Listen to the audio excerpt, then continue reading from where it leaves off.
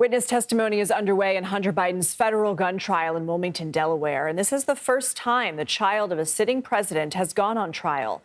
Hunter Biden faces 3 felony charges related to a gun purchase in 2018. He has pleaded not guilty.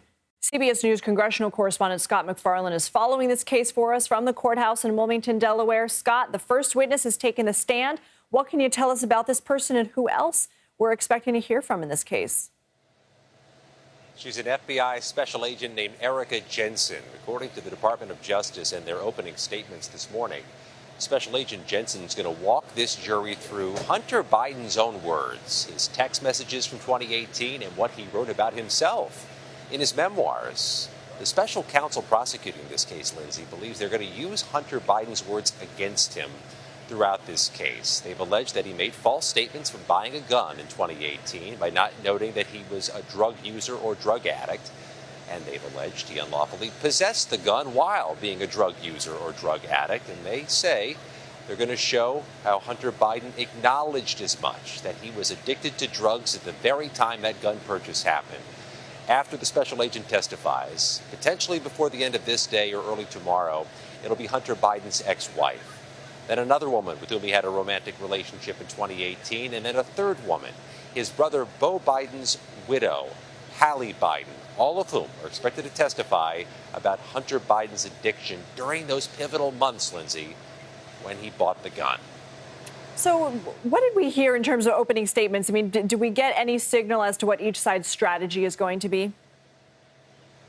We sure did get a roadmap. First of all, the Department of Justice's special counsel opened up the opening statement by saying no one is above the law, which is a refrain we heard so much of in the past week or two when the Trump verdict came in, and said laws apply even if you're Hunter Biden, and that though being an addict is not something people necessarily choose to do, or in fact don't choose to do, lying on a federal form is a choice. A lie to the feds, that's a choice, according to the prosecutors. The defense attorneys have forecast where they're going. Abby Lowell is defense attorney for Hunter Biden and told the jury there's no evidence Hunter Biden knowingly violated this law, that the form is less than clear about whether previously being an addict or being an addict at that moment was relevant, and that a mistake or an unknowing understanding of the form is different than a crime. The prosecution's witnesses will take likely up to a week. Then we hear from the defense with the prospect of a jury verdict by late next week. So, Scott, I mentioned this is the first time the child of a sitting president has gone on trial. What are the political ramifications here, particularly when his dad is running for re-election?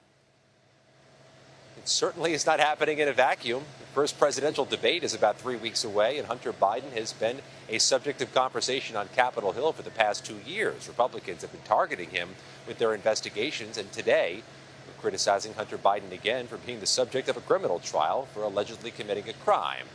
But he's also facing a second case. He's pleaded not guilty in this one and not guilty to a case that goes to trial likely in September.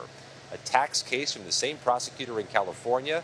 That one, Lindsay, happens just 2 months before the election. Scott MacFarlane, thank you.